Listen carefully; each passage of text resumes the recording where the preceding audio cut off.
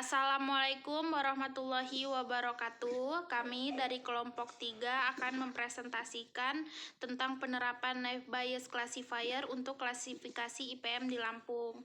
Dengan beranggotakan teman-teman saya, Citra Pertiwi, Desvita Ratna Anjeli, Desta Fitriana, dan saya sendiri Laura Fasena.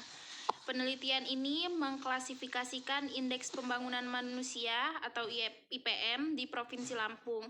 Metode Naive Bayes Classifier digunakan untuk mengelompokkan kabupaten atau kota.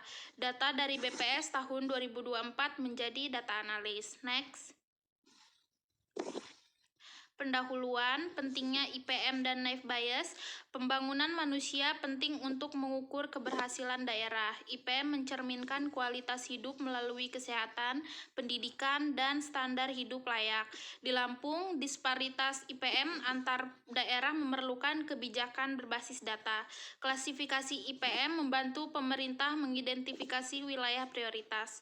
Naive Bayes Classifier adalah metode klasifikasi probabilistik. Meskipun sederhana, metode ini sering akurat dan efektif, cocok untuk data terbatas atau kategorikal. Selanjutnya akan dijelaskan oleh rekan saya. Yang selanjutnya yaitu Indeks Pembangunan Manusia atau IPM. Ini berfokus pada penduduk untuk meningkatkan pilihan dan kesejahteraan masyarakat secara menyeluruh. Kemudian yang kedua, peningkatan sumber daya untuk memaksimalkan potensi manusia tidak hanya terbatas pada penghasilan. Yang ketiga, jaminan akses untuk memastikan produktivitas, keberlanjutan, kemerdekaan, dan pemberdayaan. IPM mengukur keberhasilan peningkatan keterampilan penduduk, menilai 3 faktor utama yaitu kesehatan, pendidikan, dan standar hidup layak.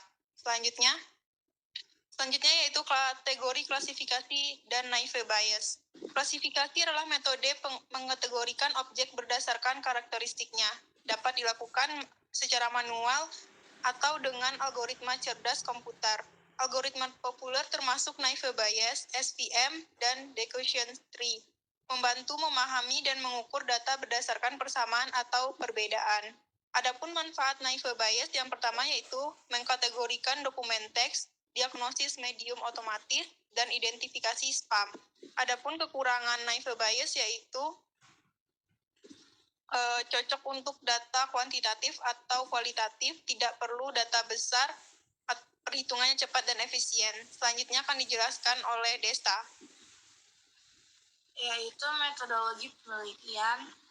Di sini ada pengumpulan data sekunder dari BPS Lampung dalam angka 2024. Kemudian pemrosesan data meliputi pembersihan, normalisasi, dan seleksi fitur data.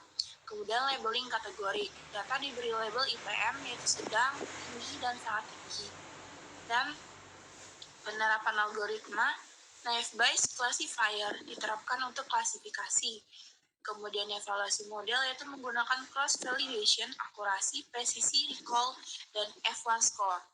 Penelitian kuantitatif terapan ini mengklasifikasikan IPM Lampung 2024 variabel prediktor meliputi UHH, HLS, RLS, dan pengeluaran per kapita.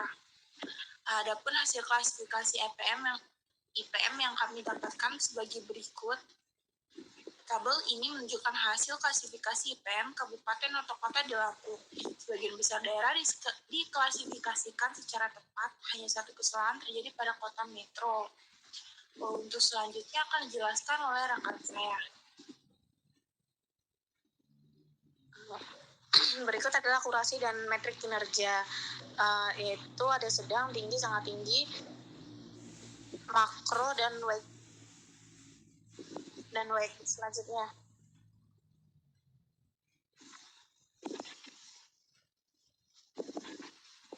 Kesimpulan dan pembahasan. Model Naive Bayes menunjukkan kinerja baik untuk klasifikasi IPM. Mayoritas daerah berhasil diklasifikasikan dengan benar.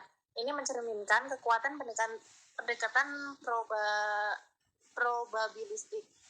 Kesalahan prediksi pada kota metro mungkin karena nilai indikator di ambang batas. Pendekatan diskretisasi efektif meningkatkan performa algoritma. Model ini cocok untuk pemetaan cepat pembangunan manusia dengan data terbatas.